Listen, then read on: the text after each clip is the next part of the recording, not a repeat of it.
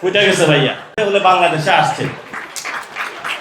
এখন যখন আইসা বলছে যে আমি শহীদ ওসমান হাদিবের বিচার করব, যখন আইসা বলছে বাংলাদেশের সকল জুলাই হত্যাকাণ্ডের বিচার হবে, যখন বাংলাদেশে উনি বলছিল যে আপনারা ভোট দেন, আমি জুলাই সনদ বাস্তবায়ন করবো গণভোটে, এটা বলার পরে ভাইয়াকে সবাই এভাবে বলে দেখছে বিএনপিকে যে এটা সুন্দর।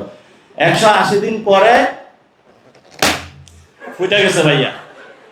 এখন এই যে ফুটে গেছে ভাইয়া, এই ফুটার জন্য দায়ী কি? এটা কি আমরা জনগণ দায়ী? এই জনগণের জন্য 1 নম্বর দায়ী হলো সালাউদ্দিন। 2 নাম্বার হলো আরেকজন আছেন, টুকু ভাই মনে হয় নাকি, এগুলো নামে মনে থাকে না, এই যে জ্বালানি মন্ত্রী, উনি বলে যে লোডশেডিং এর তারে দূরত্বের কারণে লোডশেডিং হয়।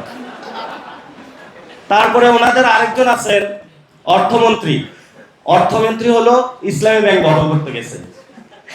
তারপরে ওনাদের একজন স্বাস্থ্যমন্ত্রী আছেন, উনি হলো আদ্দিন হসপিটাল দখল করতে গেছেন। একজন এডুকেশন মিনিস্টার আছে, উনি ছাত্রদের বললো ব্রয়লার মুরগি, এবং বললো এটা আমি আমার মেয়েকে বলছি, তোমাদের বলিনি। তাহলে তো আরো বড় অপরাধ করেছে উনি।